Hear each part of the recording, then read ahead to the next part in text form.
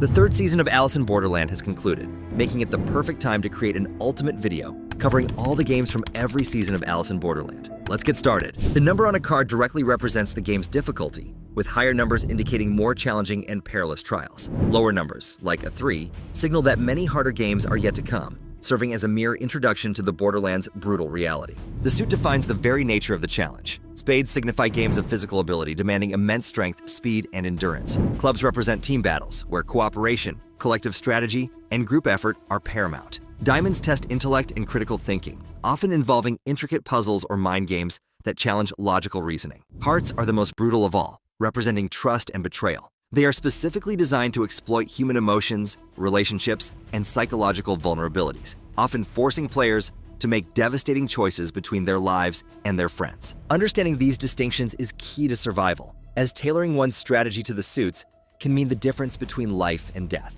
Players must constantly adapt their approach, whether it's through intense physical training for Spades games, fostering unbreakable teamwork for clubs, sharpening their minds for diamonds, or stealing their hearts against manipulation for hearts games. Also, of everyone watching, only 1% is subscribed, so you guys better get it to at least 5%, otherwise, I don't know. Just please subscribe, thank you. 3 of clubs, live or die.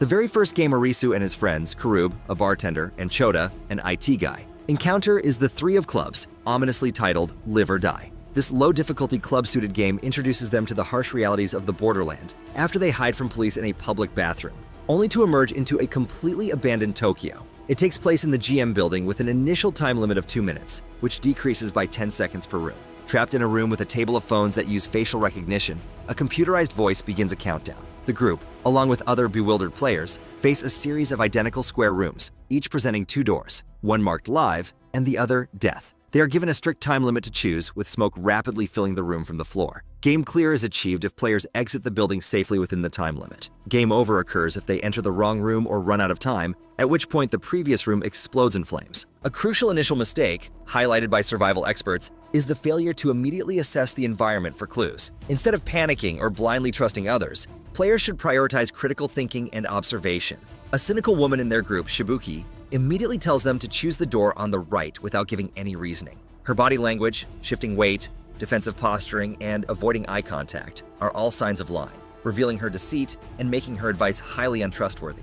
Chota smartly records the events on his phone, a good idea for tracking information that should have been done from the start. As the smoke pours in, panic sets in, and a schoolgirl, pressured by Shibuki, picks a door and is instantly killed by a laser from the other side. The woman, unfazed, picks the other door, which leads them to safety as the previous room explodes. Karub later takes a wild guess, and the group narrowly escapes another room. The key to beating this game lies in astute observation and deductive reasoning. A proposed strategy involves checking for traps by unscrewing light bulbs and throwing them into the next room to trigger anything. The building consists of square rooms in what turns out to be a grid of 9. Arisu, with his impressive applied knowledge as a car fanatic, employs a brilliant alternative strategy. He recalls the model and length of a BMW parked downstairs to estimate the building's overall dimensions. He then measures the room size with his feet to extrapolate the complete layout of the game and predict the safe path. His theory works perfectly until the last room. As they approach the final room, Arisu realizes a critical flaw. The die door doesn't lead anywhere, and the live door would send them back to the room where the schoolgirl died. They are seemingly stuck. However, every building is required to have a stairwell for fire escapes, and the emergency evacuation plan they saw earlier provides the solution, confirming the exit is to the right. Arisu asks to see his friend's video recording, which confirms there's no door on the other side of the room, and they barely make it out, though the IT guy, Chota, burns his leg. Upon exiting, they receive a 3 of clubs playing card and a 3-day visa for surviving. This introduces the visa system. If players don't find and clear another game before their visa expires, a laser from the sky kills them instantly, a fate they witness happening to another player. This immediately prompts the survivors to consider long-term survival strategies like securing shelter, canned food and weapons, and even learning to hunt and grow vegetables. 5 of spades, tag. Following their narrow escape and needing to extend their visas, Arisu and Karubi enter a 5 of spades game called Tag, a physical challenge requiring strength and endurance. It takes place in a large apartment complex with a player limit of 16 and a time limit of 20 minutes. Players must run away from the tagger and find a hidden safe zone within the building. To clear the game, 2 players must simultaneously press buttons on opposite ends of the safe zone. It is game over if players fail to find the safe zone before a bomb in the building explodes, or if they are killed by the tagger. There are 2 armed killers wearing horse masks who are revealed to be dealers. One acts as the tagger, patrolling the halls and shooting players, while the other hides inside the safe zone. A smart strategy would involve utilizing the building's vertical space. Positioning oneself at the top floor allows for quick access to every floor and the roof for safety. The attacker's mask impairs his vision, a crucial weakness to exploit that Arisu notices when the killer fails to spot them. By calling out the tagger's location, multiple players can cooperate to find the safe zone as a team. Another proposed tactic is to ambush the killer in the stairwells, where he cannot shoot around corners, by sneaking up and pushing him down the stairs to disarm him. Initially, Arisu and his friend are on the defensive, narrowly dodging bullets. The resourceful player, Chishiya, is shown using the building's electricity to charge a taser he made from scratch. Karube, a tactical genius, attempts an ambush while another player lures the killer out, but his supposed ally, a soldier, betrays them, leading to the other man's death. The soldier then cleverly uses a fire extinguisher to blind the killer after he has emptied his magazine, allowing them to engage him in hand-to-hand combat. Arisu eventually deduces the safe zone's location by noticing the tagger's unusual behavior, shooting at a door from a long distance, suggesting he was protecting it. Inside, they find another killer. Chishiya uses his taser to temporarily stun the attacker. The safe zone requires 2 buttons to be pressed simultaneously. Arisu, unable to reach both, is nearly overwhelmed when the climber girl, Usagi, hops through the window and stuns the killer with the taser. They press the buttons with 1 second to spare. The shocking twist reveals the killers were actually other players, dealers, fighting for their own survival. Karube finds a walkie-talkie on a dead player, hearing phrases like, "The answer is in our hands," and "Return to the beach." This vital information suggests an organized society of players and a central hub, the beach. Looting dead bodies for useful items or clues becomes a grim but necessary tactic. Chishiya finds a note on a killer with a strange design, which he realizes later is a subway map to the dealer's hideout. 7 of Hearts, Hide and Seek.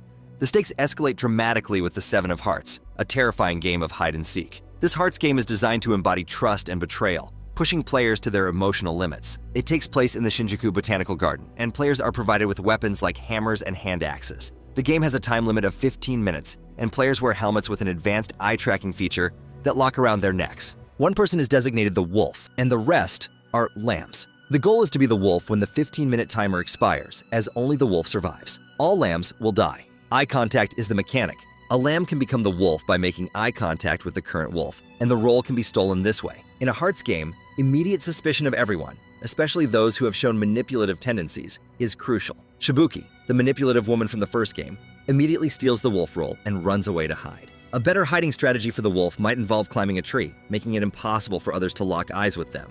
The game's design forces a tragic choice, which is why it's a Hearts game. It forces players to choose between their own life and their friends. Arisu's friends, Karube and Chota, decide to sacrifice themselves so Arisu, who they believe has the most potential to survive, can live. They hide from him, ensuring he remains the wolf as time runs out. A potential, though unconfirmed, loophole was theorized. If all players could simultaneously make eye contact with their own reflections in the water, it might register everyone as a wolf, potentially leading to collective survival. The game ends with Arisu as the sole survivor, heartbroken by the loss of his friends. This profound grief fuels his resolve. He vows to channel his rage into the games, building strategies for each suit, training physically and mentally, and seeking a new, trustworthy team. 4 of Club's Distance.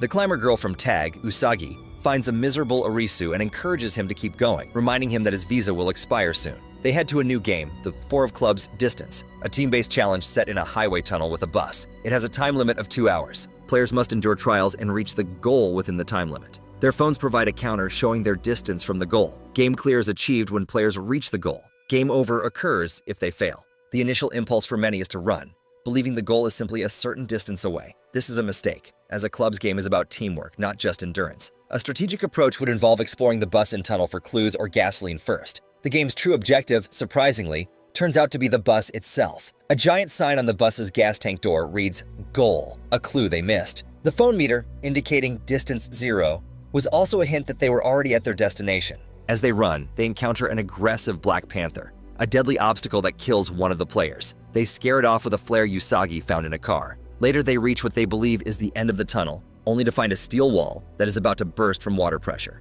Just as a tsunami floods the tunnel, Arisu, having figured out the bus was the goal and refueled it with diesel from a motorbike they found, manages to drive back and save Usagi from the deluge. When they climb out of the bus, they see that it was the goal this whole time. Several other games are briefly shown being cleared by various characters, particularly members of the beach. 2 of Clubs, Hunting Competition.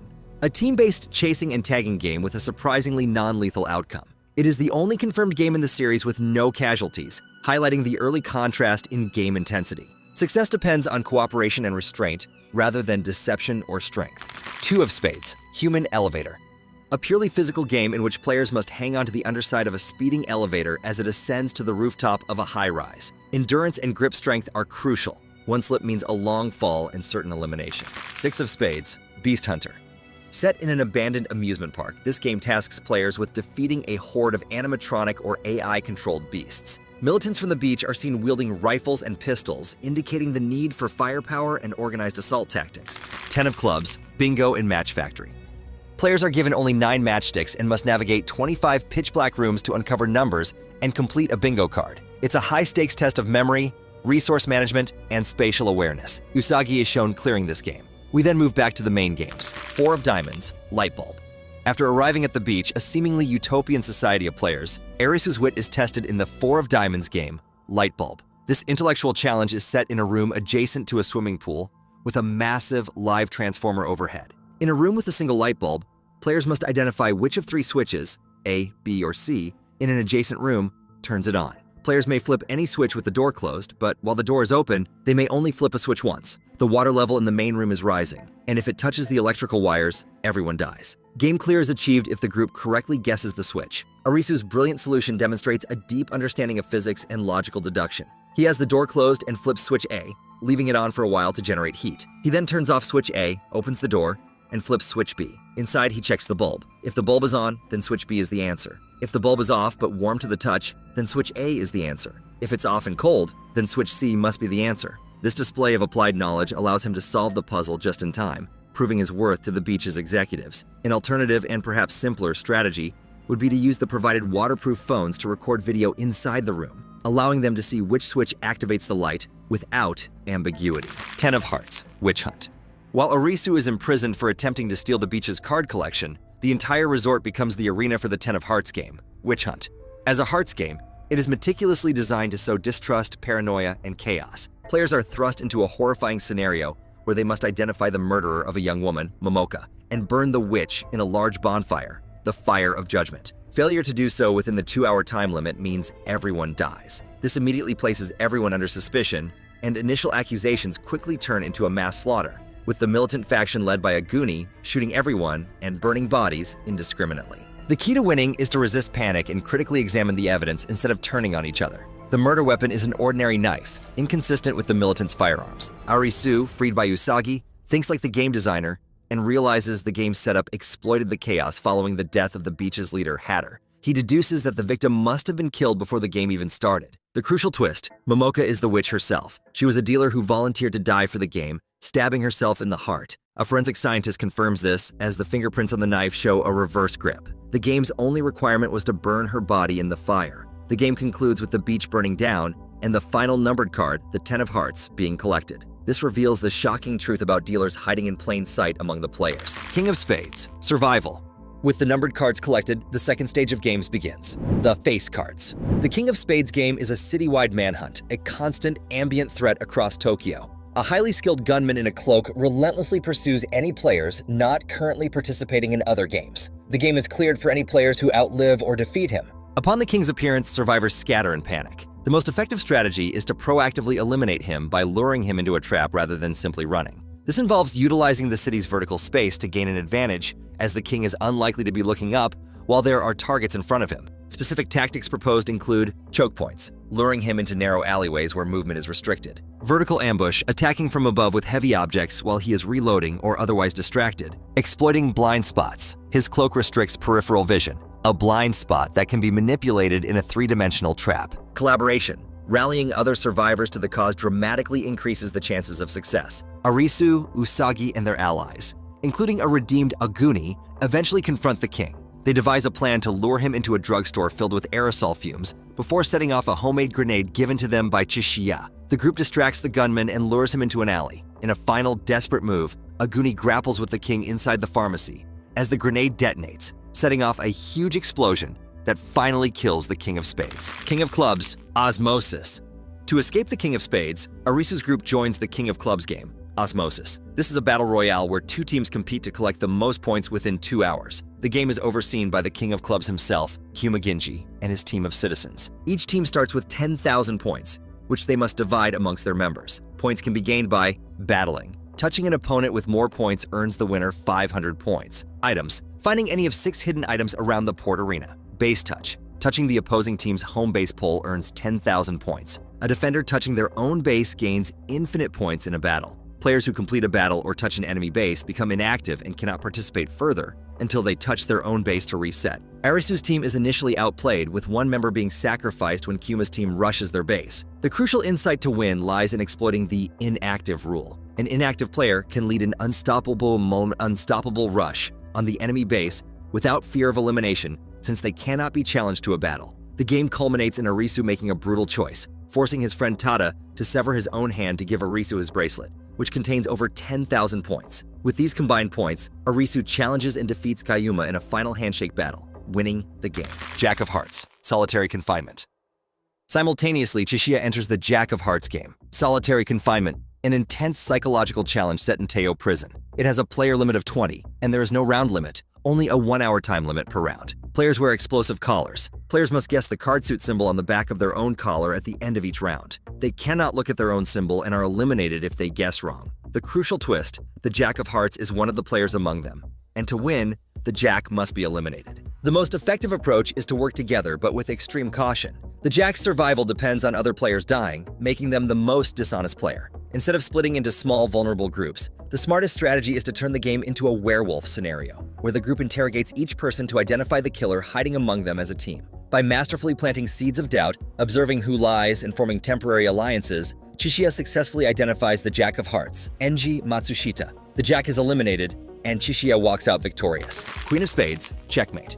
While Arisu is recovering, Usagi joins the Queen of Spades game, Checkmate, a large-scale tag game. It involves one team of 16 players against a challenger team of 4, including Arisu and Usagi. There are 16 5-minute rounds. 2 teams alternate turns chasing the other and pressing the buttons on their opponent's harnesses. If a player's button is pressed, they are converted to the opposing team in the next round. The team with the most players after all rounds wins. Arisu's blue challenger team starts at a significant disadvantage. Key strategies for survival include splitting up, using the environment to hide in shafts and vents, and a clever tactic of wearing harnesses backward to make the button nearly impossible to press from behind. The tide turns when Usagi convinces several converted players to switch their loyalty back, arguing that the true goal is to return to the real world, not to play the game forever. In the final rounds, they use teamwork and a chain pulley system to make a crazy comeback, winning the game.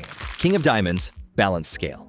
The King of Diamonds game, Balance Scale, is a mind-bending intellectual challenge taking place at the Supreme Court. The 5 players, including the King of Diamonds, a lawyer named Kuzuryu, are buckled into seats under a scale filled with sulfuric acid. Contestants choose a number between 0 and 100. The average of all chosen numbers is then multiplied by 0.8. The person whose number is closest to that result is the winner. Other players each lose 1 point. Reaching 110 points causes the acid to pour over the loser. As players are eliminated, new rules are introduced to increase the complexity, such as invalidating tied numbers or punishing a correct guess. The game initially seems to favor cold, logical deduction, but the ultimate victory comes from understanding the king's psychology. Chishiya realizes that Kuzuryu is racked with guilt and wants to impose his own version of fairness on the world. By manipulating his perception of honesty and challenging his ideals, Chishiya forces him into predictable choices. In the final showdown, Chishiya bluffs about his choice, forcing the lawyer to base his decision on trust and principle rather than logic, which ultimately leads to the king's own demise. Other face cards, Montage. These games appear mostly in quick flashbacks or montage sequences in Season 2, as characters push toward collecting all the face cards. While shown briefly, enough is revealed to identify their core mechanics and themes. Queen of Clubs, Balance Beam Tower. A test of coordinated teamwork and physical stability. Teams must stack themselves on narrow beams suspended across a bridge, requiring careful movement and synchronization. One misstep by any player can collapse the entire group. Jack of Clubs, Tower Takedown. A brutal melee arena game set in a vertical obstacle tower. Only one weapon is available to be shared among all participants, forcing uneasy alliances, betrayals, and strategic takedowns. Agility and hand-to-hand combat skills are vital. Jack of Diamonds, Logic Grid Bomb. A lethal puzzle challenge that resembles a minefield. Players must use logic to step across a grid without triggering any hidden bombs. One incorrect calculation results in instant elimination. Purely intellectual with no room for trial and error. 7 of Spades, Boiling Death. Seen in a flashback, this game takes place in a large stadium where underground geysers of boiling water erupt randomly. Players must escape before the entire structure collapses. Heya Akane is shown surviving this extreme endurance trial. We then move on to the last games. King of Hearts, Maze of Self. Set in a haunting maze, the King of Hearts game is a psychological horror scenario that forces players to confront both a physical monster and their own inner demons. Players are plunged into a nightmarish, ever-shifting labyrinth, stalked by a terrifying, shadowy creature that represents fear, guilt, and regret. Unlike prior games focused on logic or physical strength, this test challenges players' mental resilience and emotional identity. Hallucinations distort reality. Memories from the past blend with the surreal maze, designed to break a player's sense of self. Players must survive the chase, resist giving into despair, and hold on to their sense of purpose to emerge victorious. Victory doesn't come from defeating the monster, but from understanding that the monster is you, and choosing to continue living anyway. Queen of Hearts, Croquet. The final game is the Queen of Hearts, Croquet. It appears deceptively simple, see amount. Play 3 rounds of croquet without quitting. As a hearts game, its true nature involves deep psychological manipulation. The game concept is simple. Finish 3 sets of croquet without quitting. A player loses if they decide to stop mid-game. The Queen of Hearts, Miracano, reveals the ultimate twist. She claims the entire Borderland is a coping mechanism in Arisu's mind, a mass hallucination created after a traumatizing accident. The Queen herself is portrayed as his psychiatrist, and she constantly tempts him to quit, suggesting the Borderland is a better place than his miserable real life and that he should take medicine to lose the game, which would break his mind. The game's true test is Arisu's will to live and overcome his survivor's guilt. The Queen tries to convince him that his friends' deaths were his fault. Usagi, though gravely injured, helps him resist these psychological attacks, even slitting her own wrist at one point, to snap Arisu out of a hallucination. By refusing to give up and confronting his inner demons, Arisu ultimately wins the game by completing the 3 rounds. This brings an end to all the challenges, as Mira is killed by a laser. Having completed all challenges, the survivors are given a choice to stay in the Borderland as citizens or return.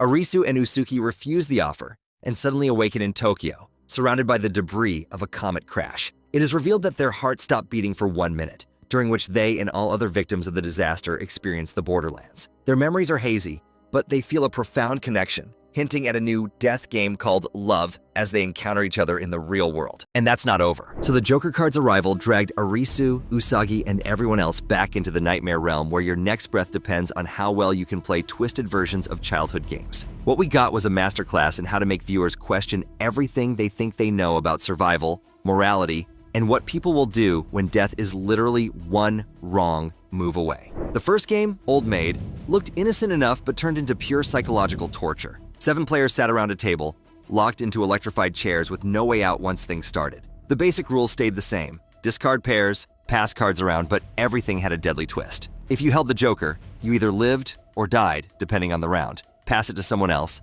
and you just signed your own death warrant. Try to get up from your chair, and you're instantly fried. Even matching a simple pair of cards, something that should be totally harmless, triggered the chair and killed you on the spot. The Joker became this cursed thing that decided who lived and who died based on pure luck. The terror built up with every single card draw as players stared at each other, just waiting for the next person to scream. Death came fast, but the waiting was absolute agony. Ryuji Matsuyama kept his cool while everyone else panicked, making it to the final round. He actually tried to help his opponent by hinting which card to pick, but the guy completely misread the signals and got electrocuted instantly. Matsuyama won, though you could see on his face that victory in Borderland never feels like winning at all. The second game, Sacred Fortunes, required serious brainpower but killed you for the tiniest mistakes. Players drew numbered slips that matched up with boxes full of fortunes. Each slip had a question on it, ranging from complex math problems to random trivia nobody should know. Get it right, and nothing happens. Get it wrong, and arrows rain down on you, with the number of arrows matching exactly how far off your guess was.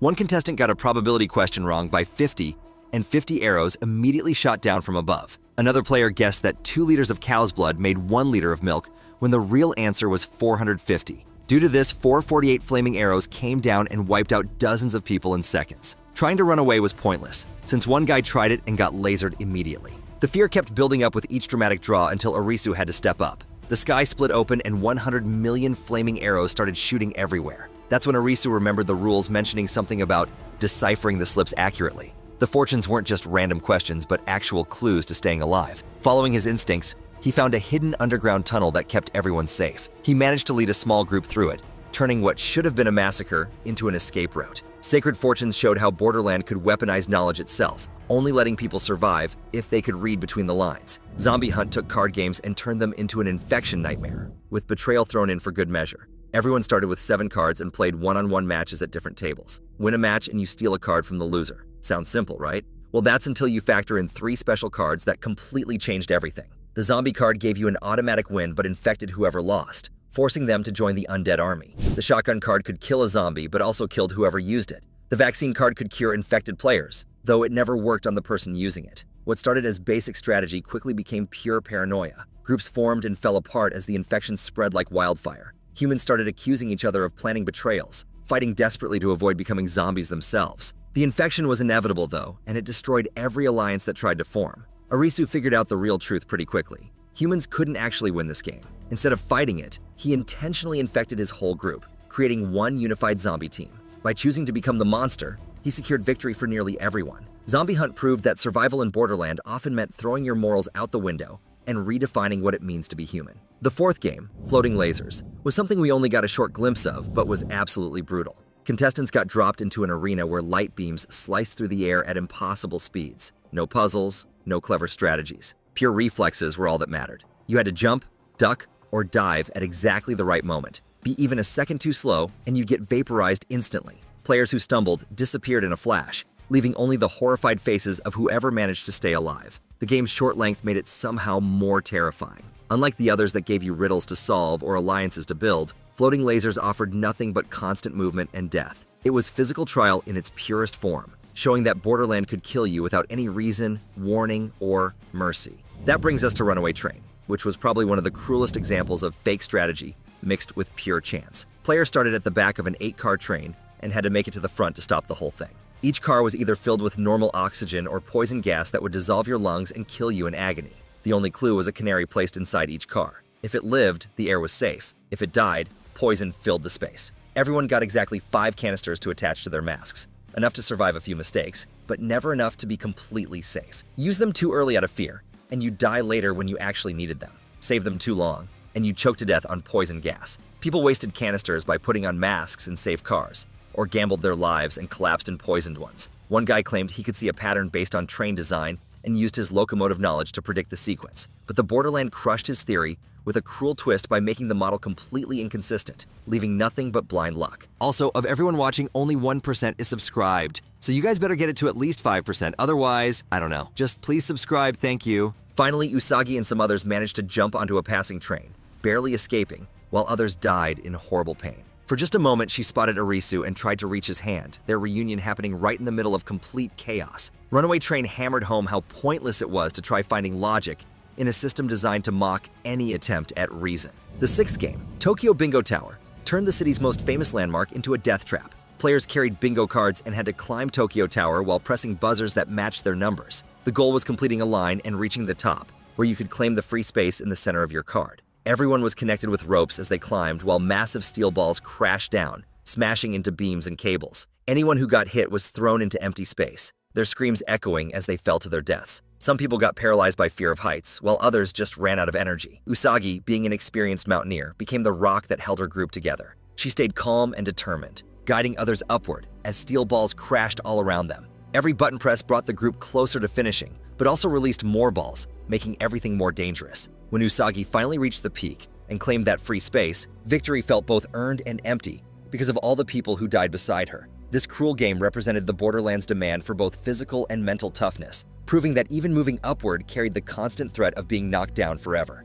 The 7th game, Kick the Can, took a childhood game and turned it into pure terror. A metal can sat in the middle of the arena. Once someone kicked it, the thing shot across the field like a missile and embedded itself far away. From that moment, a timer started counting down. The can had to be brought back to its starting position before it exploded and killed everyone nearby. At first, players thought teamwork was the answer, racing together to grab it and bring it back. But every time the can changed hands, the timer got shorter. Passing it became dangerous. Drop it or throw it wrong, and it would detonate immediately. The simple rules hid their cruelty perfectly. With only 10 rounds allowed and only 10 survivors possible, desperation took over completely. Different groups started fighting in bloody battles, trying to steal the can or stop others from reaching the base. Violence exploded everywhere, and 3 of Arisu's closest friends died in the chaos, killed not by the can itself, but by the savagery it created. Despite everything, Arisu's group managed to fight their way through and return enough cans to survive. Kick the Can showed how quickly cooperation could fall apart under pressure, and how survival could turn friends into enemies in seconds. But then we get to the 8th game,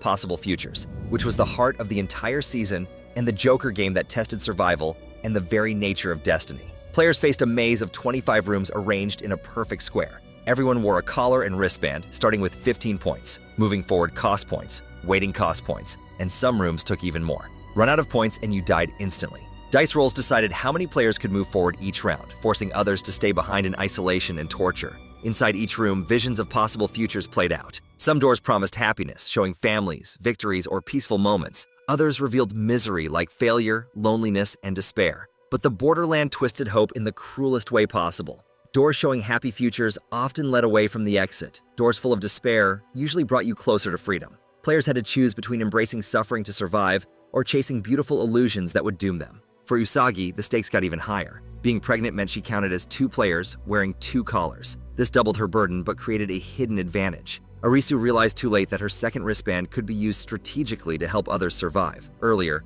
Rei had sacrificed herself to stay behind, trusting Arisu to save her, only for Matsuyama to betray everyone and leave her trapped. She got tortured and broken, becoming a symbol of how cruel the system really was. As rounds passed, death and despair consumed the whole group. By the 11th round, hope seemed completely gone. But Usagi reminded Arisu that the rules always contained the clue to survival. Thinking back through everything, he understood. Usagi's second wristband could tip the balance of everything. When they reached the final room behind door A5, the dice rolled 7. Only 7 could pass. 8 people were there, with Usagi counting as 2. Arisu chose to stay behind, making sure she survived. At that moment, his sacrifice became his victory. The Joker twist revealed itself in the cruelest way possible. Only the person left behind actually won, while everyone who passed through got swept into chaos. Possible Futures wasn't just the most complex game, but the most devastating, turning survival into a meditation on fate, sacrifice, and love. The 9th and final game, Pick a Card, distilled everything about Borderland into one single moment. Arisu faced the Watchman, a figure who represented the authority of the entire place. 2 cards lay in front of him. The rule was simple. Pick the Joker, and the Watchman decided his fate. Avoid it and he might escape. But both cards were Jokers. The game was completely unwinnable. The Watchman explained calmly that his job was deciding destinies, and that nobody could escape his judgment. Arisu got a choice not between cards, but between different futures. He could give up to the flood and embrace nothingness, or return to life with all its pain and uncertainty. For once, the game wasn't about quick reflexes or being smart. It was about pure will. Arisu chose life. He chose Usagi, and diving into the flood, he reached for her. Matsuyama, who had betrayed them before, redeemed himself by sacrificing his own escape to make sure they survived. Time restarted, and Arisu, Usagi, and the others woke up back in the world of the living. Whether they kept their memories was uncertain, but their futures stretched out before them once again. Season 3 became more than just a survival thriller. It turned into a reflection on morality, chance, and the fragile choices that define our lives. Each game was both spectacle and mirror, exposing fears, values, and the human cost of staying alive. In the end, the Joker wasn't just a card or a mysterious figure. It was chaos itself, the unpredictable force sitting at the center of existence, reminding everyone who entered that survival is never guaranteed, and the future is always uncertain. So these have been all the games from Alice in Borderland Season 3 explained. Which one did you find the scariest? Let us know in the comments below. And if you want to see more Alice content and theories, click the video on screen now.